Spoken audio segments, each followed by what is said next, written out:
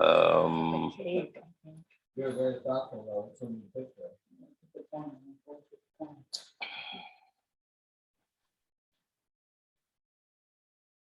so we're finally in at the kind of like the peak of the book, which is Hebrews 12 part 2, and where we're going to be talking about he's been talking about the old covenant and the covenant that happened in Mount Zion, and all, of course there was all this fire and smoke and lightning, and the people were freaked out and they weren't really supposed to even like touch the mountain, and and if you think about it, God's presence was both a blessing and a dangerous thing.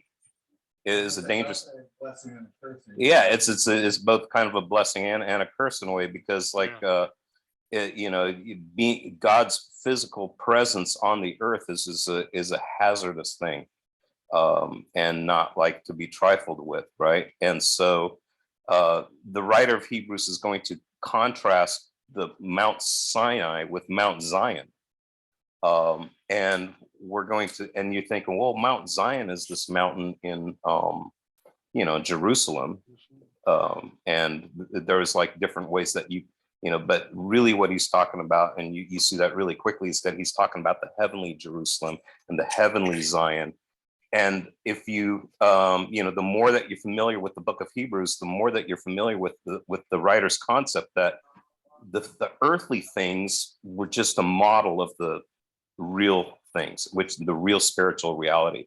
Yeah, go ahead. Is there actually a physical Mount Zion in Jerusalem? Yeah, well, there was a mountain that they called Mount Zion, and it's a little bit confusing because you have the mountain that they called the Temple Mount, that they put the Temple Mount. I know like Mount Zion is a place. Yeah. But so Mount Zion is an actual place. Yeah, it's kind of like a nickname. And the ironic thing is that like it's not like the biggest mountain, like we would think, well, it's not much of a mountain, it's not even much of a and like you actually have, I think in Psalm 86, like even a thing, that that the surrounding some of the big mountains like Mount what do you call it,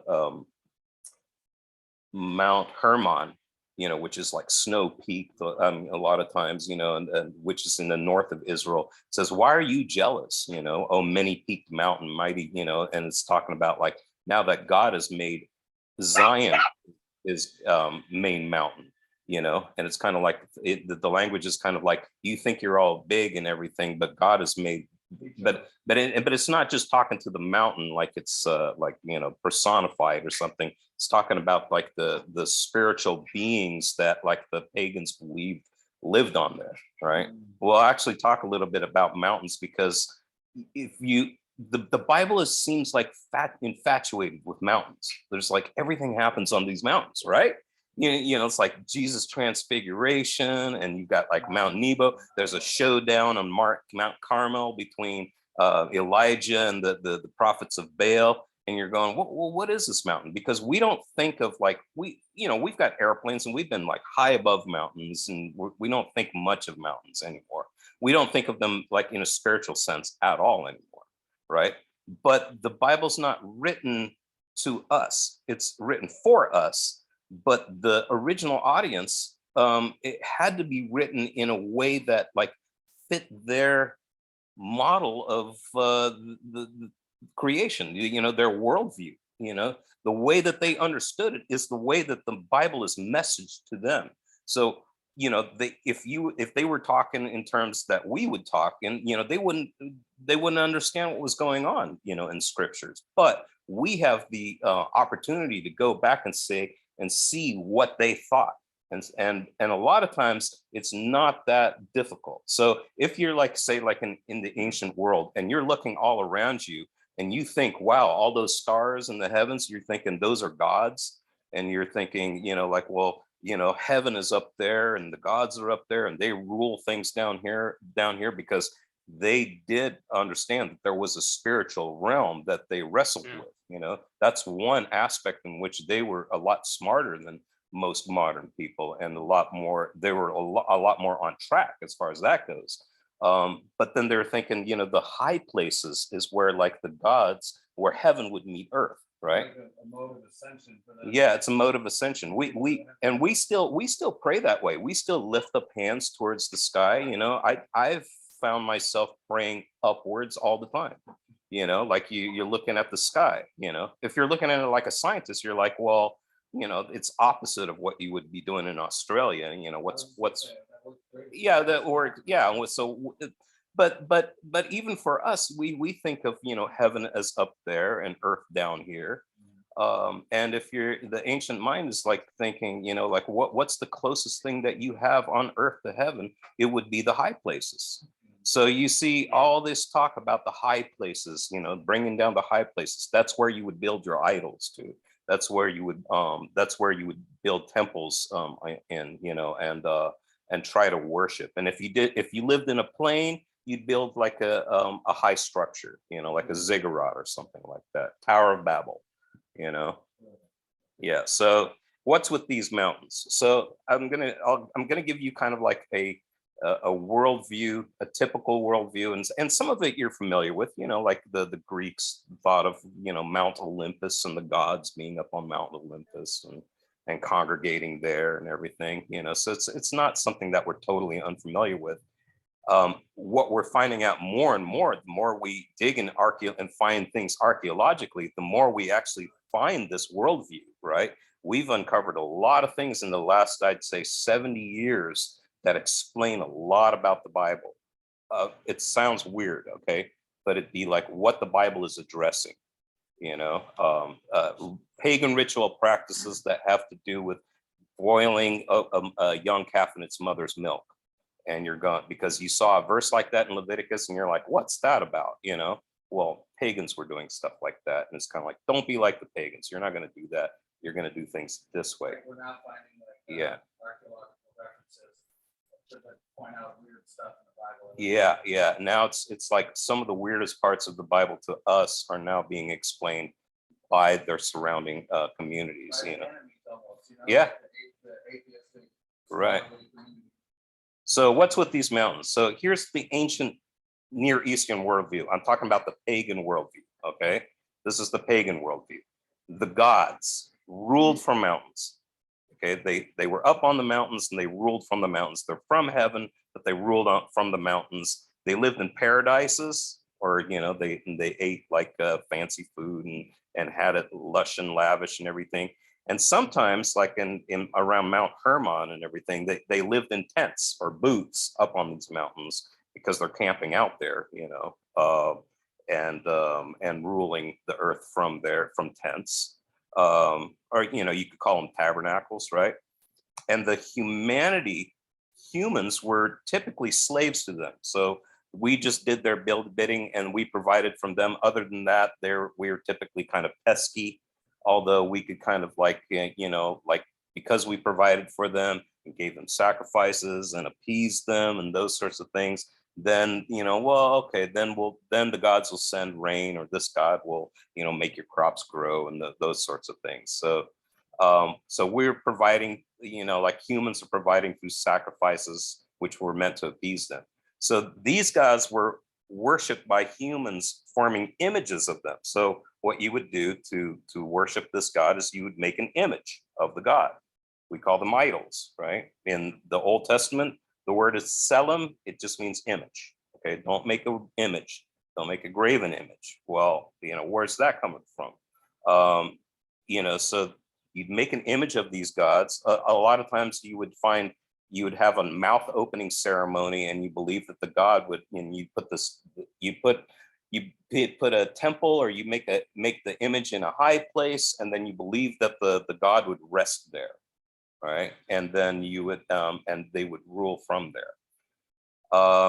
And of course, again, these are all on high places, mountains, ziggurats, those sorts of things. These gods also ruled through earthly leaders. So in order to influence the ways of man, the gods would appoint or kind of like manipulate things so that you would have a certain ruler. These are the kings. So to be a king in much of the ancient world meant that you were made in the image of the gods, or that you were made in the image of a god or something like that. So to be an image of a god meant that you were representative of that god on earth. And in some cultures, you were even considered a god, or that you were kind of like almost like a god because you were a king, right? Rulership came from the gods, and they ruled through their kings, who were their image. So ultimately, these mountains represented a realm. If you look at a lot of biblical imagery, when you're talking about a mountain, you're talking about a kingdom. You're talking about a realm. You're a realm of authority, right? Like a principality or something like that, or that sort of thing. So it's ruled from the mountains, sometimes by an assembly of immortals, like Mount Olympus. In Mount Hermon, they believed that there were that the chief god El had 70 sons, and that they ruled the nations. So. Where do you get like that info from? Is that like this history stuff? No, I've read it from a number of different sources. The Bible doesn't reference. No, the Bible doesn't reference that. No, you got to do your own digging, because so it's kind of like what you see is that the Bible is giving you a counter narrative, or there's two ways to look at it. And a lot of times I look at it this way: there was something that went on, and the pagans were deceived into a twisted perception of what God had done. In other words, when you look at, so like, for example, one thing that you see is that a lot of these stories about the pagan gods were not about the main god, the El or something. It was all the action was with the second tier, or the high prince of that. So Baal was not like the chief god. He was, Baal meant Lord, but he was not the chief god. It was, he was not El, but all the action was with him. So you're talking about and then Beelzebub, it's all of that. The Bible connects all those things and is saying, look, there was a rebellious second tier angel, basically, who got people to worship him as a god. So the fallen angels became the gods of the nations, basically. And they got deceived, and these were rebellious angels, and they shouldn't have been doing what they're doing. And their proper domain is, they're supposed to rule with God, but once they started ruling on their own terms, then they became enemies of God, essentially. So that's basically the worldview of the Bible. So you can look at it, as the Bible's setting the record straight. But I also see it as, like the pagan religions having one or two elements right, but twisting the story in such a way that, it deceived the world. So, right, exactly. So here's the biblical contrast to like what I did, is that Eden is the paradise of God. If you look like in Ezekiel 38, you're going to find out that it was on a mountain. Like it says, the king of Tyre was kicked out of Eden off of the mountain of God. This is always like the ruling paradise was up there. Now, but think about like how different this is. Okay, so, and God rests and he rules from Eden on the mountaintop. It is depicted in the Old Testament as being on a mountaintop. Man was formed from the dust of the earth, but he was put into the garden. He was put on the mountaintop, and he was told to rule. So the big key difference here is that you have God creating man to rule instead of just providing for him like these other terrible gods did, right? And on top of that, he made man in his own image. Man is the image, not these images that were created by man to worship these false gods, right? So he's the image of God, and he's told not even to make an image of Yahweh himself. He's like, you're the image. Why would you make an image even of Yahweh if I made you the living image? You know, you're not a wooden, you're not even like you're making wooden and silver images of these gods because they can't make their own image. You have to make that for them. Meanwhile, the chief God, the God of all gods, the God above all gods, he made you the living, walking, breathing image of him. Why would you do that? You've lowered yourself. Yeah, go ahead. That's what we do when we sin.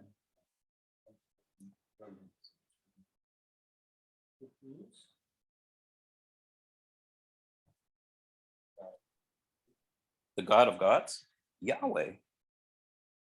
Yahweh's the yeah, and that's one of his titles, is the Elohim of Elohim, or the Most High Elohim. El Elyon, what's El Elyon mean? I'll have to look that up, what El Elyon means. I've heard that. The pagans knew that their gods came from somewhere. Yeah, they had part of the story, you know, yeah. You know, the more you get into it, the more you go like, wow, the pagans had a really twisted story of some of the right elements, you know.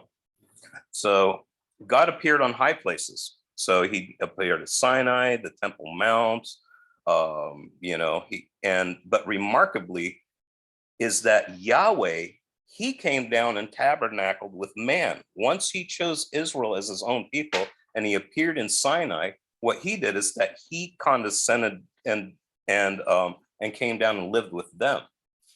You know, it's in other words, like that they weren't like searching for him up there. And in fact, this is a big deal because, you know, like he came and tabernacled with Israel down in the wilderness.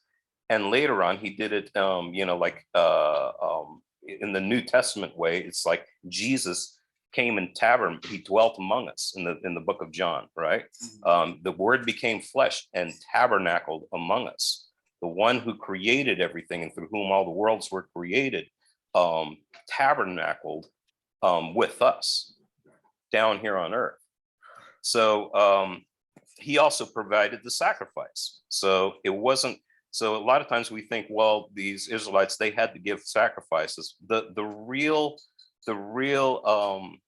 way to look at that is that God provided the sacrifices for them and said, here, this is a way for you to sacrifice and have atonement so that you can be with me. You know, atonement being at one month, you know. It made it so easy for you guys. Yeah, so this is from Leviticus 17:11, says, for the life of the creatures is in the blood, and I have given it to you to make atonement for yourselves on the altar. It is the blood that makes atonement for one's life. We get this all the way back in Abraham, where, you know, like Abraham's going to slaughter his own son, and God says, no, you know, I will provide myself a sacrifice. And you see this theme, you know, like where it becomes a contrast to the pagan world, where it's going to be God himself who provides the sacrifice so that man can be with him. The whole question is like, once we got kicked out of Eden, how do you get back where man can dwell with God again? And then God making, you know, unraveling and revealing bit by bit how he's going to do it. Doesn't give everything at one time, and I'm not going to go into why. But the spiritual mountain. So now we're going to look at like a spiritual mountain, and this goes all the way back. Here's just some passages. If you think about Daniel, right, and you had in Daniel 2 where Nebuchadnezzar had, you know, that he had a dream where he saw this, he had this statue made out of a head of gold, and you had the kingdoms of the earth. And then it says that there was a stone cut out, but not by human hands, and it smashes the bottom of that statue. All of those kingdoms were destroyed, and then that rock became a mountain. Yeah, I didn't even remember that. Yeah, it became a mountain that filled the whole earth. It's a kingdom that fills the whole earth. so that mountain language, that kingdom language, it all overlaps.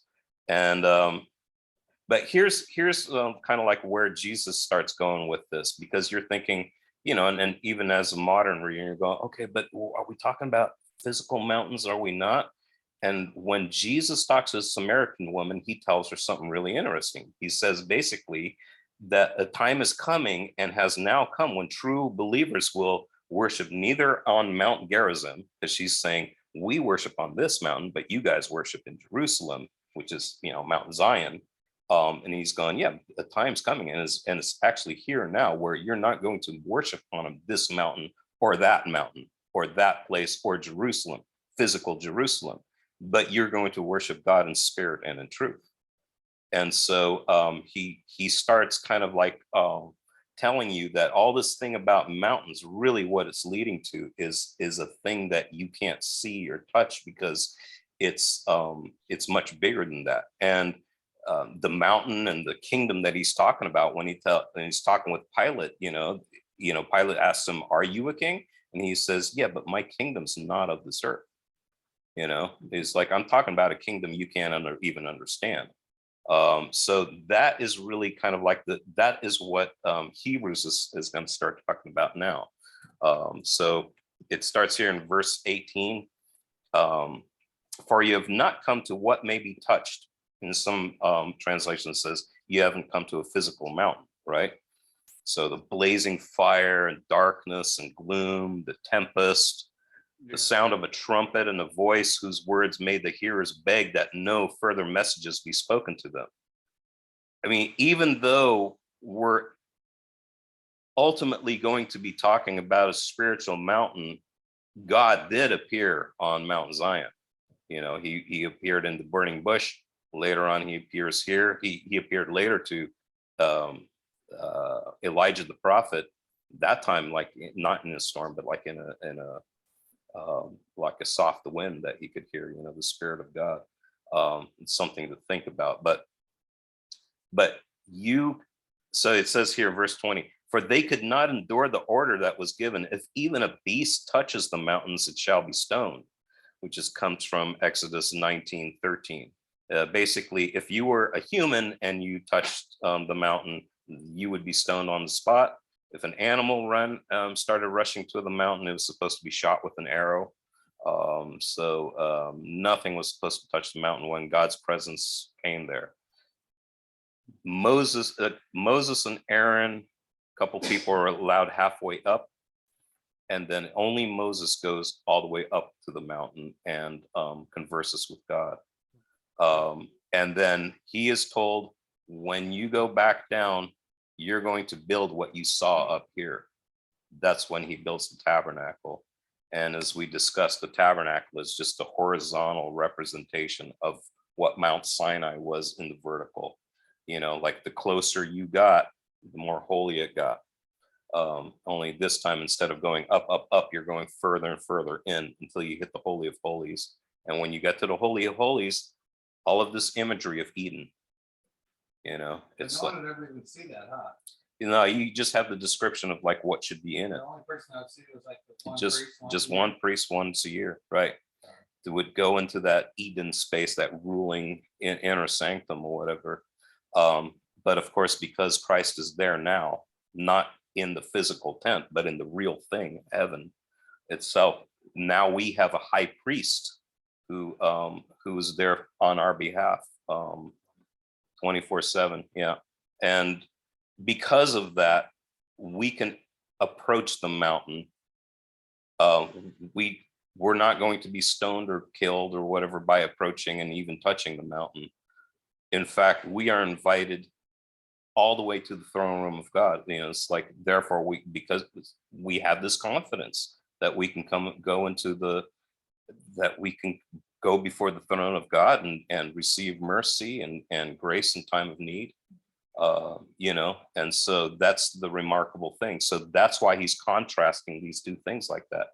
That mountain was dangerous, but because now we have a high priest who does make atonement for us in the real way, and not in a limited way that you would have to do, and like maintenance, do it year after year, sprinkle blood all the time to decontaminate the space. Now you have the sprinkled blood of Christ that takes away all sins, you know. Verses it says verse 21 here, indeed, so terrifying was the sight that Moses said, I tremble with fear.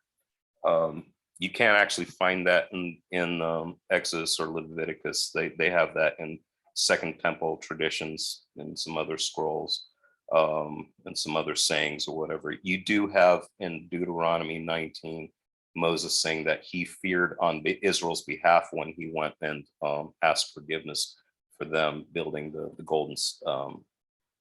golden calf, you know. But I think that's kind of something different, you know. But at least in Second Temple traditions, that it was Moses was freaked out when he saw that sight as well. But you have come to Mount Zion and to the city of the living God, the heavenly Jerusalem.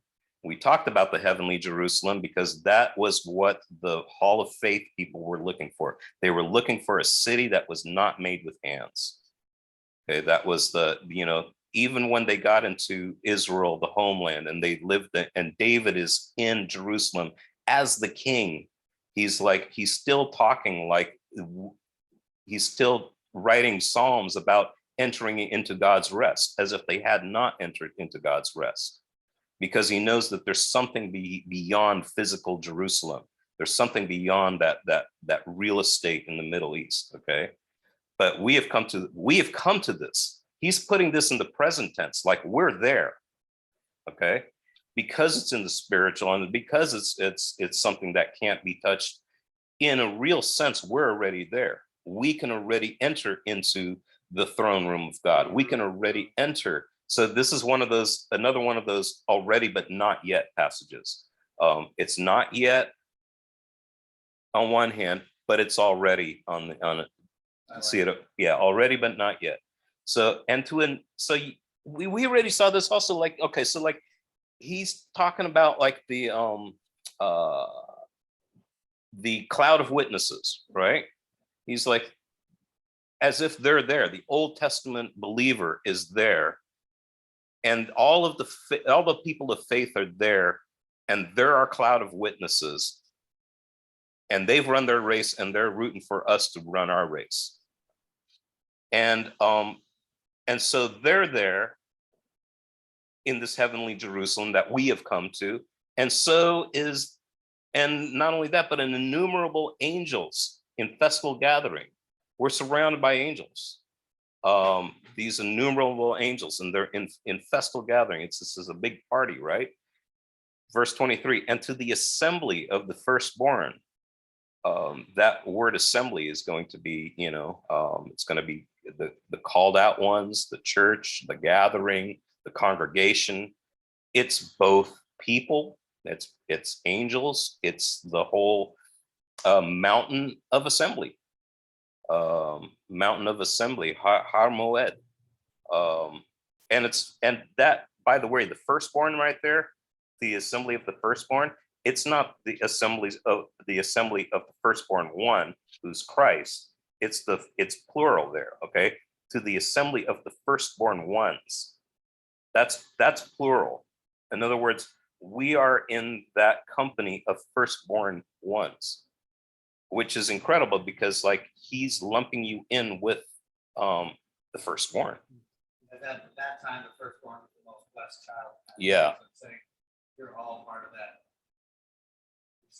Yeah, this is a company of firstborn ones, but it also means Israel. Okay, and I'll explain that a little bit further here in a little while.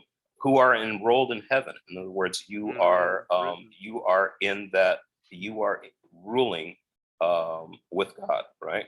And to God, the judge of all, and to the spirits of the righteous made perfect. In other words, these spirits of the righteous, these ones who have passed before us, but also our spirits, you know, who we've been saved. We're being saved. We will be saved, but we're already saved, already, but not yet.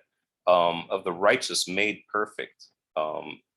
In other words, I think here the word perfect means in the sense of tamim, blameless, and able to come into God's presence because of that, holy, set apart.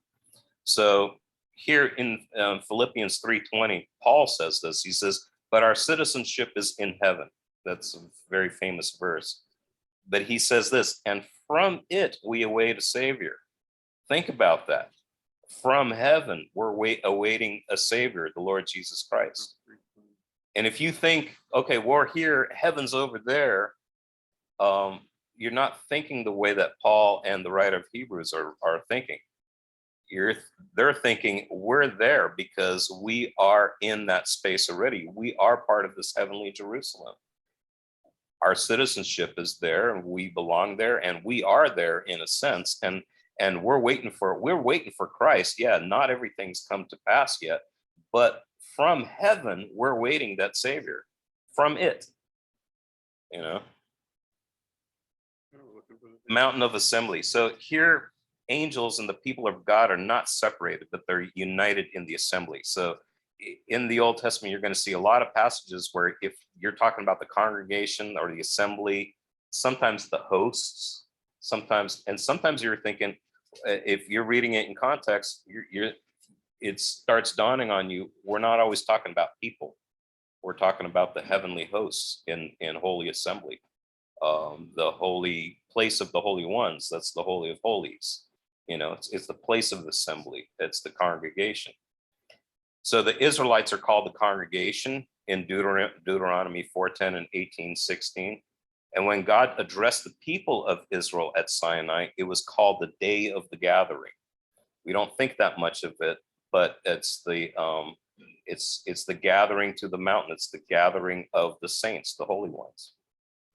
So and think about this title, the firstborn. Okay, so we've come here to the assembly of the firstborn. That was given to the Israelites. When Moses is told to tell Pharaoh, go tell Pharaoh, that Israel is my firstborn son. Right? Israel is called twice in Exodus God's firstborn son. And it's because Pharaoh wouldn't do it that God went after his firstborn sons. That's one of the story arches there. It's like you're going to go after, like first Pharaoh goes after, the sons of Israel, and then he won't let his firstborn son go. So God's going to go after his firstborn sons. That's why you have that last plague. So the firstborn was given to the Israelites when God delivered them out of Egypt to bring them to Sinai. So in a way, really, the writer of Hebrews is calling the assembly of the firstborn, he's calling us Israel, because that's who the firstborn son is, we're the gathering of Israel. We're the firstborn sons. That's Israel language, right? Their names are written in a heavenly register, which you see this in Exodus 32, also in Isaiah 4 and Daniel 12. And this firstborn in the plural is an apocalyptic title given to the redeemed community in Second Temple Jewish texts. So you see this in Jubilees 2:20 and 4th Ezra 6:52. There was already this idea that the firstborn sons in the plural, that means the redeemed community. So it means true Israel. That idea we've been saying, that really there's no difference between us. No, it's right. There's no two people of God idea. Not really. The redeemed community, they're the firstborn son community, and they're otherwise called Israel. Verse 24, it says, and to Jesus, we've come to Jesus, the mediator of a new covenant, and to the sprinkled blood that speaks a better word than the blood of Abel. That sounds really weird, right? That's a sprinkled blood, because we know about Jesus' sprinkled blood washing us from sins and everything. Why is he bringing up the blood of Abel? It's because Abel was the type of Christ. As far as his blood goes, he's a type of Christ. going all the way back to early Genesis. So basically, this is a little bit how it works. I did my best here. So Abel brought an acceptable sacrifice by presenting the blood of the blameless. He did it with an animal sacrifice, but it's a foreshadowing of what Christ would do with his own blood. He's doing it basically on Eden's doorstep, right? He's doing it right outside, like the most holy place, right outside, like where God has dwelt with man, because they're kicked out of the garden, but they're still in Eden. Okay, they're right there. But his sacrifice is accepted. He was killed by his own brother, just like Jesus was killed by his own brothers. And his brother was exiled as a result. So Cain was exiled. But when Jesus was killed by his own brothers, what resulted was AD 70 and the exile of Jews out of Jerusalem, the ransacking of Jerusalem, the leveling of the temple, and the Romans chased them out of there, and they were scattered. Huh? What year was that? 80, 70. Yeah. Jesus predicted it. 87 AD? 70 AD. 80, 70. Yeah, 70 AD. Yeah. Oh, okay. So this is like after Hebrews is written, after Paul's done his ministry. It might be before the writing of Revelation, but Jesus is predicting it, like he's telling his disciples, look at this, see this temple, not one stone's going to be left on another. There was a rebellion in Jerusalem and the Romans took care of it. And basically the Christians that were in Jerusalem, they looked at Jesus's prophecies and they got out of there. They were spared.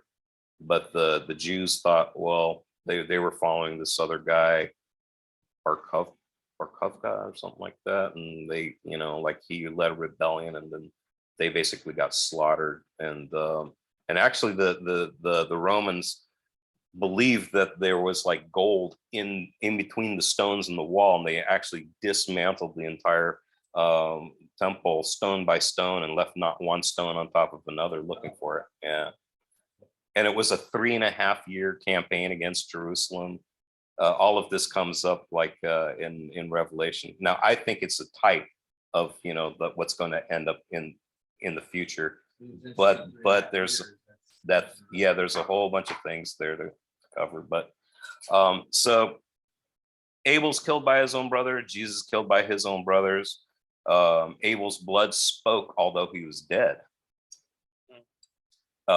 It cries out from the ground, right? Jesus's blood cries out or speaks, even though he's dead. Well, he's alive.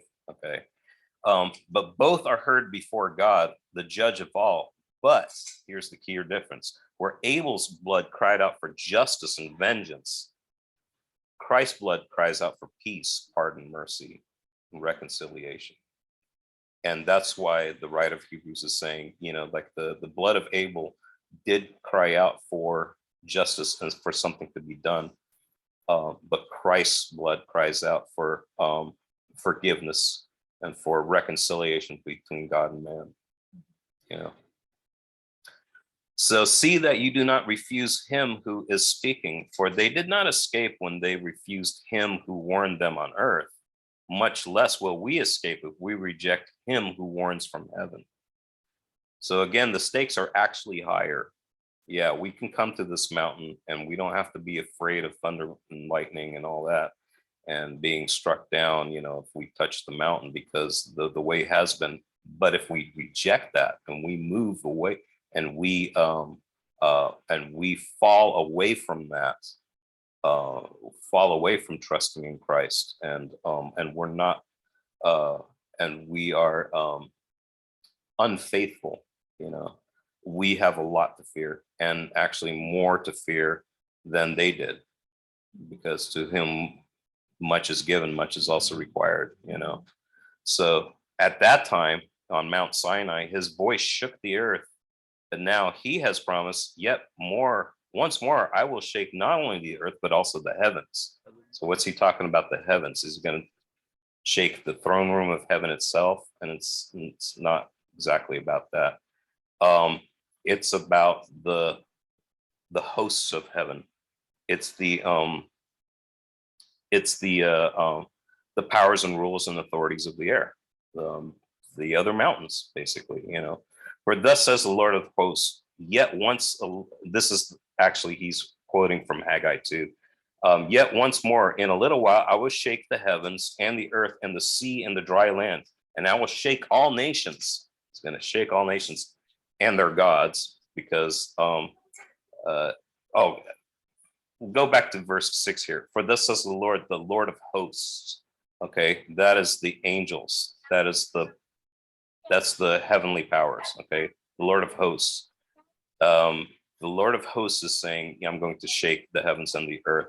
I will shake all nations, in the implication, and their gods, so that the treasures of all nations shall come in. What he's talking about here is the Gentile believers. Remember when Jesus said, you know, like the kingdom of heaven is like a man who found he found a treasure in a field, right? What's he do? First, he hides them. Okay, he hides them again, goes back, and he buys the field. And what God did is that, like, he's got treasures all over the earth. What he did is that Jesus, with his own blood, purchased the earth. In the book of Revelation, he is the one holding the title deed of the earth. It's got the 7 seals on it. You know, it's the inheritance. He inherits the earth. The meek are going to inherit the earth with him, but like he's holding the inheritance because he purchased it with his own blood, right? And then so he doesn't just buy the he doesn't just buy the treasures that are hidden in the nations. He buys all the nations. He buys them back. He says, so that the treasures of all nations shall come in, and I will fill this house with glory, says the Lord of hosts. The silver is mine, the gold is mine, pearl of great price, you know, declares the Lord of hosts. The latter glory of this house shall be greater than the former, says the Lord of hosts. And in this place I will give peace, declares the Lord of hosts. So he's talking about the heavenly Jerusalem and the heavenly temple. The glory is going to be even greater than what was standing there on earth at that time. What are we talking about? The heavens shaken. And I think that we have a picture of that in Revelation, when you have this war arose, Michael and his angels fighting against the dragon. And the dragon and his angels fought back, verse 8, but he was defeated and there was no longer any place for them in heaven. They lost their ruling authority. They're kicked out. He can't go before God like he did with Job. He can't go before God like, you know, and be the accuser anymore. He can't, because he's lost legitimacy. How are you going to accuse somebody whose sins have been paid for? You know, and the great dragon was thrown down, that ancient serpent who is called the devil and Satan, the deceiver of the whole world, or the nations. He was thrown down into the earth, and his angels were thrown down with him. And I heard a loud voice in heaven saying, now the salvation and the power and the kingdom of our God and the authority of his Christ have come, for the accuser of our brothers has been thrown down, who accuses them day and night before our God, because he was before God accusing them. And they have conquered him by the blood of the Lamb and by the word of their testimony, for they loved not their lives even to death. It's kind of a picture of what it looks like for the earth to be, for the heavens to be shaken. Like the word of the testimony was so valuable too. Like, well, honestly, the word testimony there, and in most places, is talking about like that you're testifying about Christ. Yeah. We use the word testimony as like my story. Yeah, but I mean, like, just my thing is, I'm saying it's just the word, the blood of the Lamb, and the word of the testimony. Like, we play an important part in it too. Like, yeah. Speaking it out. Yeah, and they overcame, right? It's like that. It's that. A lot of Revelation. It's all about overcoming. Yeah, and that's what Hebrews has been talking about in the first part of this chapter. Run that race. You got to overcome. You got to make it to the end. This is a marathon. You're fighting against a whole bunch of things. This is a real contest and a real war, and but you got to make it.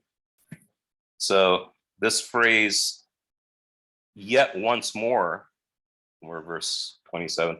This phrase, yet once more, indicates the removal of things that are shaken. That is, things that have been made. These things in the heavens have been made. Angels have been made. Satan was made. These are all like, but there's something that hasn't been made, which is, like goes back to who was there before creation? Jesus Christ and his Father and the Holy Spirit, right? He's going to shake the things that have been made, the removal of things that are shaken, that is, things that have been made, in order that the things that cannot be shaken, things that were not made, may remain. So Sinai versus, again, this is Sinai versus Zion. It's also Daniel's stone, the stone that was not made by human hands, right? The type that he's been talking about versus heavenly reality. These are all a shadow and the model of the things that are to come and the real thing. Therefore, let us be grateful for receiving a kingdom, a mountain that cannot be shaken, and thus let us offer to God acceptable worship. It sounds like Jesus saying, those who worship him will worship him in spirit and truth, Abel had an acceptable worship, but now this time we have an acceptable worship with the real sacrifice, not just the sacrifice that Abel presented and was acceptable, not just the kind of acceptable sacrifice that was outlined at Sinai, that you should do this thing to a lamb and present it in the Holy of Holies. But this time we're worshiping in spirit and in truth, presenting the acceptable sacrifice, which is the claiming of the blood of Christ on our lives. And we do this with reverence and awe, for our God is a consuming fire. He's still the same fire that was there on Mount Sinai. Just ask Ananias and Sapphira. So I don't know why I threw that in. Anyway, so Micah 4, and this, I'm going to end with this, but from what we've talked about today, a passage like Micah 4 kind of comes to life, for me at least. It says here, Micah 4 verse 1, it says, "It shall come to pass in the latter days that the mountain of the house of the Lord shall be established as the highest of the mountains." Zion's going to be established as the highest of all mountains. "And it shall be lifted up above the hills, and people shall flow to it. And many nations shall come and say, Come, let us go up to the mountain of the Lord, to the house of the God of Jacob, that he may teach us his ways, and that we may walk in his paths. For out of Zion shall go forth the law and the word of the Lord from Jerusalem. He shall judge between many peoples, and shall decide disputes for strong nations far away. And they shall beat their swords into plowshares, and their spears into pruning hooks. Nation shall not lift up sword against a nation, neither shall they learn war anymore." It's going to be peace. But you have this Zion being lifted up above all mountains. It's not, up above Everest and up above everything, But I think it's a spiritual language of a reality that that's going to come. Whether we're looking at like a part of the Middle East in modern day Israel, where you're going to have geographical changes or something like that. That could happen, but I think the main point here is that that we've already come to Mount Zion, and that it's a different kind of mountain. I do believe in the new heavens and the new earth. God's going to change it out like a garment, but it's the mountain of God is I think, I don't know how to conclude this.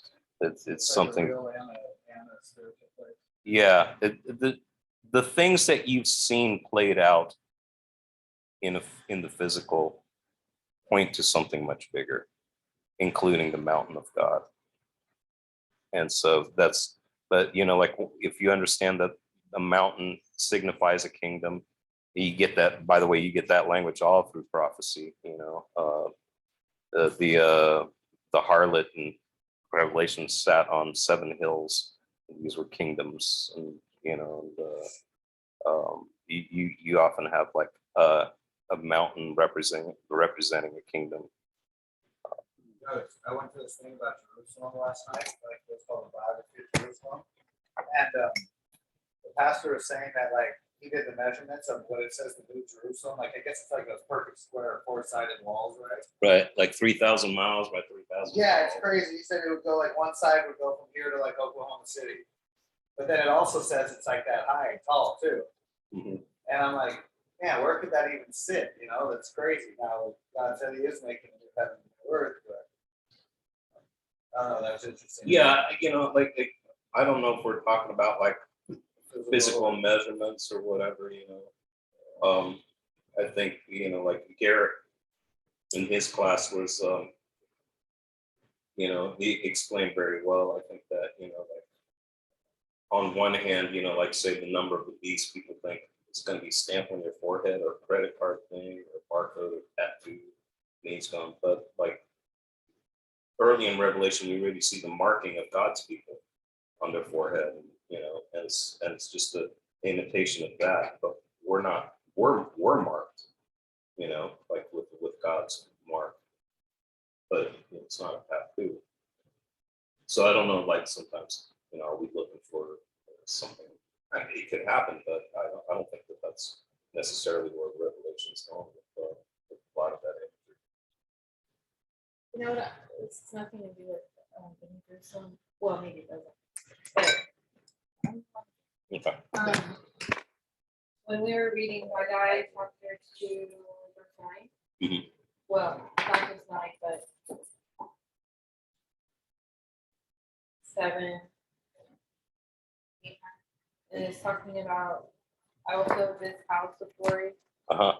and then the latter glory of this house shall be greater than the former, says the Lord was. Mhm. I was just like reminded of Hebrews 3 when it's like now Moses was faithful in all God's house as a servant, and then continues on, and we are his house. We are his house. If indeed we hold fast our confidence and our boasting and our hope. So is that the same house? Yep, it's the Spoken same of in house. Haggai, that the latter glory of this house shall be greater than that.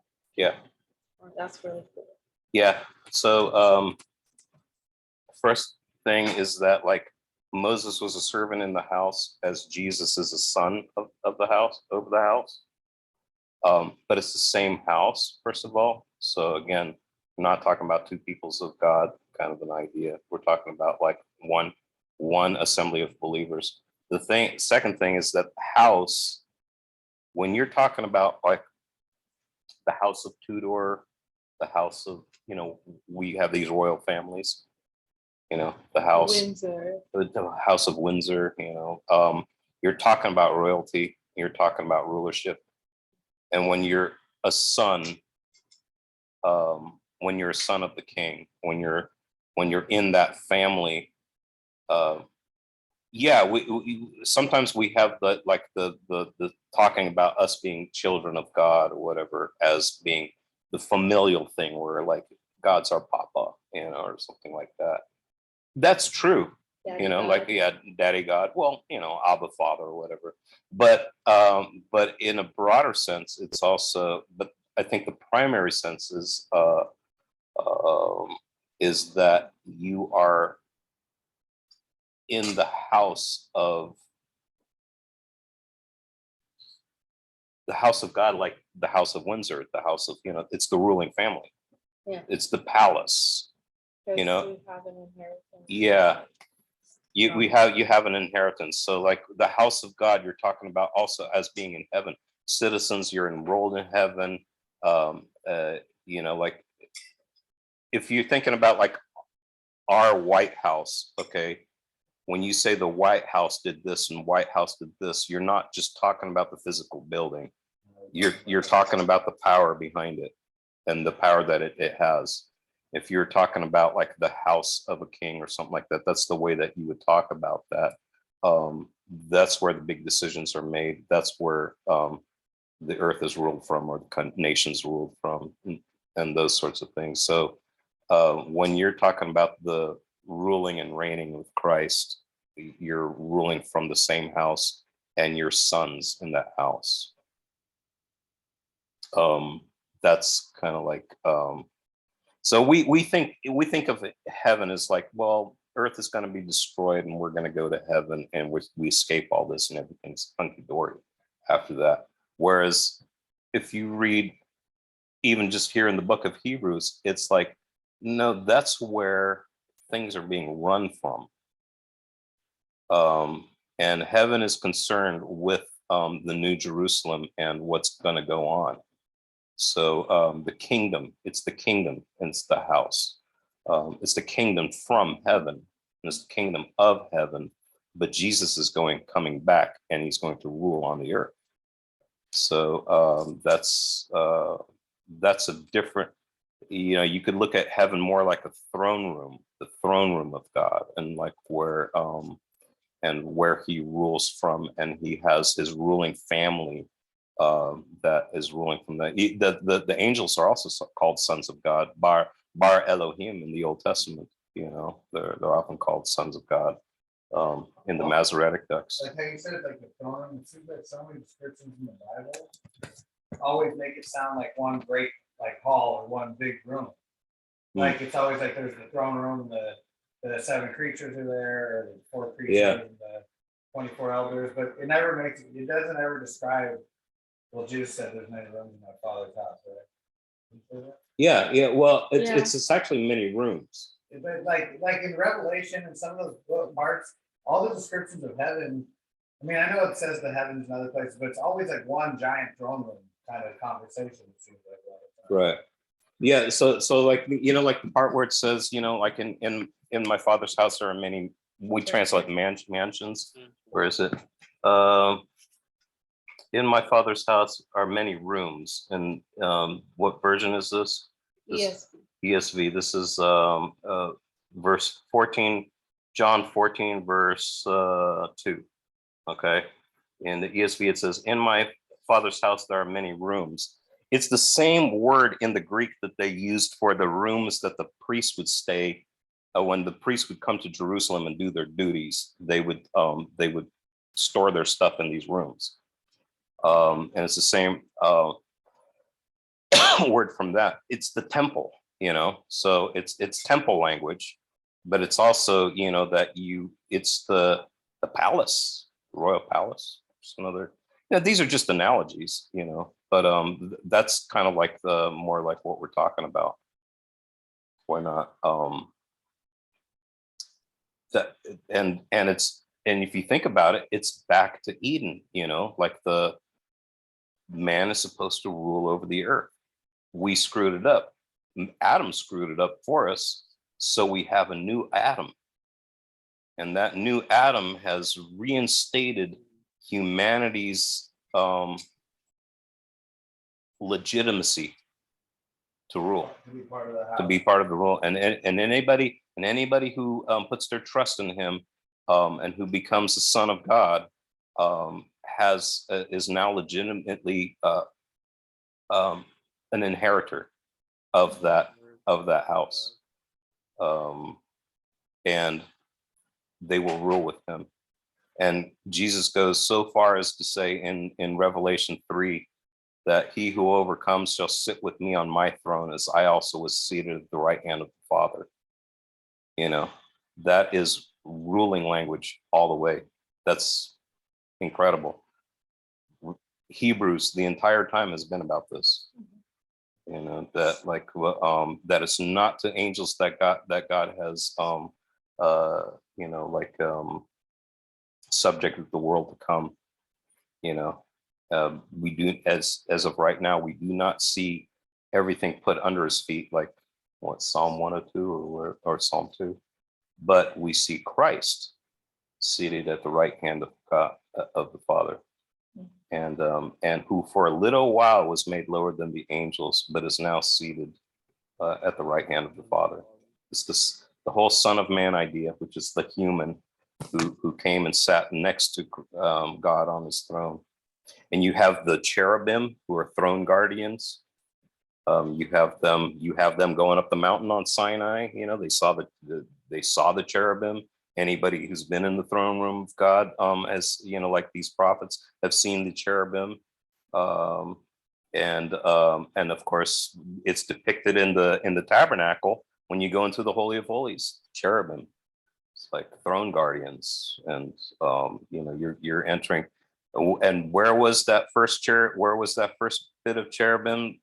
First cherubim that's like mentioned in the Bible? Garden of Eden. The Garden of Eden. It's like when man was kicked out, it's like there's the cherubim. It's weird because Yeah. I always think of us as above the angels, right? And like God's in a certain sense, but then it says Jesus is made lower than the angels and he was made flesh, right?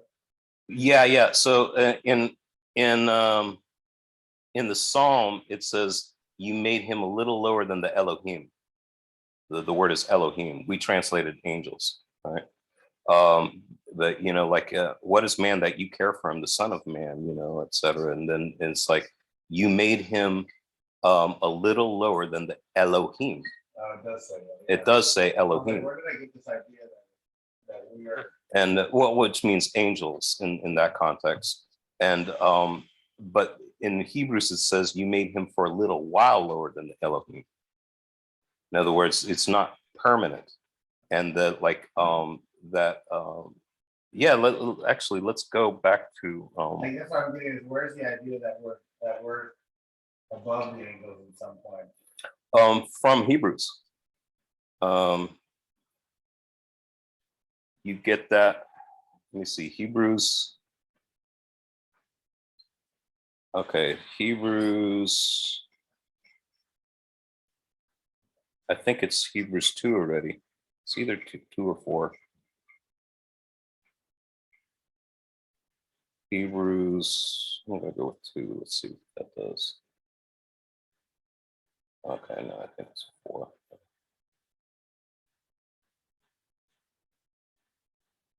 Come on. Jesus greater than Moses.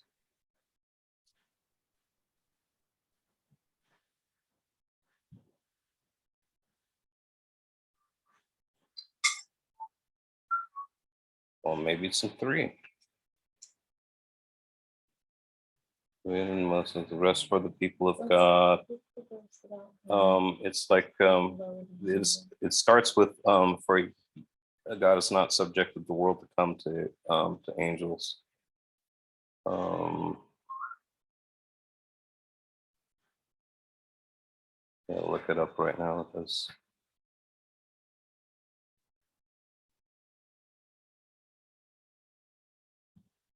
Lisa, no, Melchizedek. You find it yet? Which one are you looking for? But Which one are you looking for? it's Hebrews 2, right? But which one are you looking for? I'm just looking for that whole passage in Hebrews 2. So no, it is in Hebrews 2. I was right the first time. It says, okay, yeah, verse 5. Yeah, I wonder why I didn't see that. It's this. For it was not to angels that God subjected the world to come, of which we are speaking. It has been testified somewhere, and this is from Psalm 8. Sorry, Psalm 8. What is man that you're mindful of him, or the son of man that you care for him? You made him for a little while lower than the angels. That's kind of like his addition a little bit, or you know, the way that he interprets it. You have crowned him with glory and honor, and putting everything in subjection under his feet. Now, in putting everything in subjection to him, he left nothing outside his control. At present, we do not yet see everything in subjection to him, but we see him who, in other words, him, mankind, right? But we see him who for a little while was made lower than the angels, namely Jesus, crowned with glory and honor because of the suffering and death, so that by the grace of God, he might taste death for everyone. I think it's a little bit because the hymn is like mankind, makes it difficult to understand. Let's look at it in the NIV, New International Version. It is not to angels that he subjected the world to come, about which we're speaking, but there is a place where, what is mankind that you are mindful of them? son of man, that you care for him. Yet you made them a little lower than the angels, and you crowned them with glory and honor and put everything under their feet. In putting everything under them, God left nothing that is not subject to them. Yet at present, we do not see everything subject to them, because it's the rulers and powers and authorities, the rulers of the air that have taken over this place. We basically got kicked out of Eden and let these fallen angels like run things, for us, or like.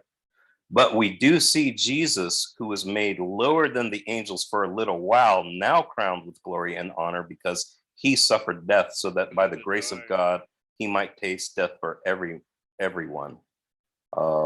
Yeah, so that makes it a little bit more clear. It gives you a little bit more of the story. It's like, even though you humans aren't as powerful as, say, as the angels, Right. God said everything under your feet, basically. Yeah. There's a kind of like, yeah, so you've probably heard that like man was supposed to rule, but then he handed his authority to Satan. Because that's the way like a lot of church fathers understood what was going on there, that we basically sold out our authority. I think what it is a little bit more like is that we were, we weren't immortal, and because we didn't eat from the tree of life. This is my take on it, by the way. So but we are destined to do that. So again in Revelation, it's like you see the tree of life again, and to all the overcomer is like, come and eat from the tree of life. And so whereas the cherubim guarded Eden so that man could not eat from the tree of life, now the tree of life is going to be made available and is available to man again. And that means life forever. I mean, it means eternal life. So that's a big deal. And some people even think, was it you, Aaron, who was talking about Aaron Downs, or that was talking about like the parable of the what do you call it? The prodigal son is maybe a parable about like the humans who left the new wine and the old wine. And the yeah, new but like, were wine. you the one who was talking? Because I'd read this by like one of the, I think I read this from John Walford, that he was talking about. Well, I think John Walford saw it as Israel, but I think that like when you look at no, I know where I heard this before. I can't think of their name, but they were looking at the parable of the prodigal son as partially being about the humans who squandered their inheritance, who were like the like the inheritance of the world, whatever, and now they're being brought back to the Father, and you have the angelic realms, and saying, well, we were here the whole time, how come they get to rule? Yeah, it's interesting. I've never heard anyone say that before. Yeah. That totally sounds just like that. It kind of does, right? Yeah. Like, Now, in context, Jesus is talking to the Pharisees, but see, the Pharisees, I think it's a little bit more complicated than that, because like the people who were there in the system, the priests and stuff like that, they saw themselves as part of the council, the heavenly council. The Psalm 82, is it talking about angels, or is it talking about men? It's really, really hard to tell. I think that's on purpose. It's so crazy. We doing the Revelation class recently, doing this Hebrew study with you, my own reading, like I went to that Jerusalem thing last night. It's so crazy how much everything is tied in and said over and over in different ways over hundreds of years by different people, and it's all saying the same thing always, kind of. You know what I mean? Yeah. And it's very encouraging to me. like to see it all coming together into this, like this braid, this woven thing of like one thing, like one garment from so many different threads that are all saying the same thing. Oh, well, cool. Yeah.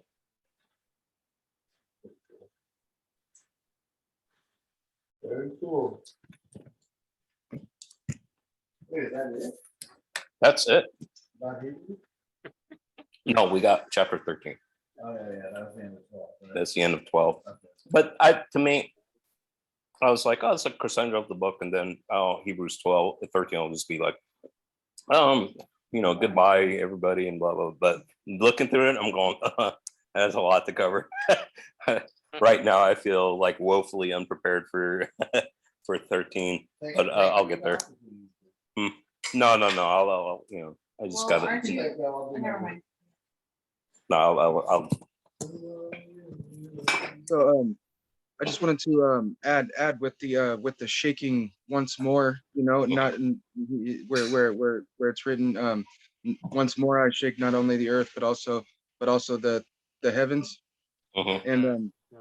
And there's verse in Isaiah where it says that, and it's also in relation with Revelation 16 verses 16 to 18, I think, or no wait, verses 6:13, where it says that that as the fig trees drop their late figs when they're shaken by a mighty wind, Right. and it's in like relation to the heavens being rolled up like a scroll, and all the stars and everything falling, as a fig tree drops its fruit when it's shaken. Yeah.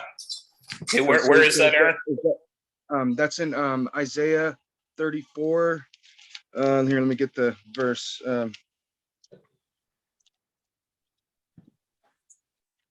Isaiah 34:4. Isaiah. I remember this. Isaiah 34. Yeah, this is basically the it's the judgment against the nations, right? But you're going to see that it's also a judgment against the gods of the nations. It's against the fallen angels who have and Satan and his angels who have ruled and deceived the nations. Okay, it says, "Come near, you nations, and listen. Pay attention, you peoples. Let the earth hear, and all that is in it, the world, and all that it comes out of it. The Lord is angry with all the nations, and his wrath over all their armies. He will totally destroy them, and he will give them over to slaughter. Their slain will be thrown down, their bodies will stink, the mountains will be soaked in their blood. All the stars in the sky is it's an idiom. It's like as the like the stars, like in Revelation 12, right, where it's the angels. Right. It's the angelic beings. The stars. Like you have like the third of the stars falling out of heaven, and like the dragon, like taking a bunch of the stars with him, and all this kind of stuff. It's repeatedly been in scripture that these stars are represent angelic beings. Okay, all the stars in the sky will be dissolved. Well, we're not talking about like all the angels, not the good angels, but it's the fallen, like the ones, the rulers of the powers of the air, the ruler of the power of the air, and the principalities, and the heavens rolled up like a scroll. So you're talking about this is the great shaking. This is the great rolling up of these false gods. All the starry host will fall like the withered leaves from the vine and shriveled figs from the fig tree. Exactly. Yeah.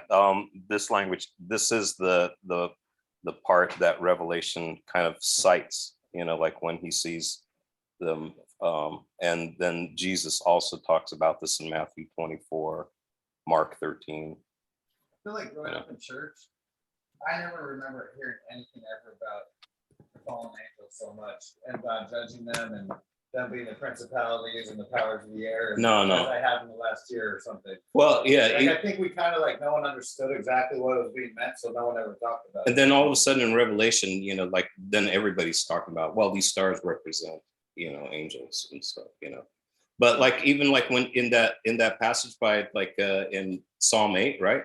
when I consider the stars and the heavens, and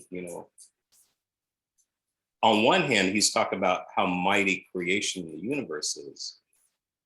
On the other hand, he's talking about the angelic hosts. When I consider the angelic hosts and everything, what is man that you care about them? There's also like a double. Like the stars and angels were, in their minds, the same thing almost. Yeah, right. Yeah, that was common in the ancient world too. They saw the stars and maybe they didn't think directly those are the gods or whatever, but they thought, like, they attached the idea all the time. Like that, those are the heavenly hosts, so those are the rulers of the air or whatever. You also have like this, if you look in Second Temple Jewish literature, but I think it's there, just period, is that when Abraham is brought outside and God is like, look at the night sky and see all the starry hosts, right? He's not just talking about the stars quantitatively, but he's talking about qualitatively. Your offspring are going to be like the stars.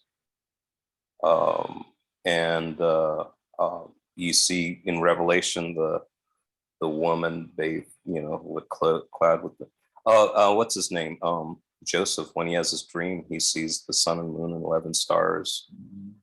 That's also transferred to Revelation 12, where you see the woman with the 12 stars, because Joseph would make the 12th star. Sun and moon are all there. All those things are that they're symbolic imagery that that the Bible kind of interweaves together for us. Well, we went from one place all the way all the way to the. What else would we do? It wouldn't be a Deepak House Bible study without that. Somehow we always get to those fallen angels. Oh yeah. Well, it's like it's such a huge part of the story once you see it, and you're going, wow, all this like mysterious language is like now making sense. The mountains and stars and all this kind of stuff, Yeah, it's so cool. It's like one part splits off into these, splits off into different places, and they all piece each other together, and give you a fuller understanding. It's really cool. Yeah, like all these. What did you say, Aaron? All these like different threads make a tapestry or something like that. They're all interwoven. Yeah, different colors and stuff. Yeah. Making the same thing. I know one guy who says, if it's in the Bible, if it's weird, it's important. That makes sense. If it's weird, it's important. Don't just skip it. Like if you can try to see, try to see what it's about. And in Hebrews, there's a lot of like weird quotations where you're going, wow, where is he going with this? And then once you see it, you're going, wow, there's a big thing behind this. If you can see it. So. Anyway, guys, I think that's about it. And you're welcome. I'll see you guys later. I'm gonna hang up the Zoom meeting. All right. See you guys. See you on Monday. All right.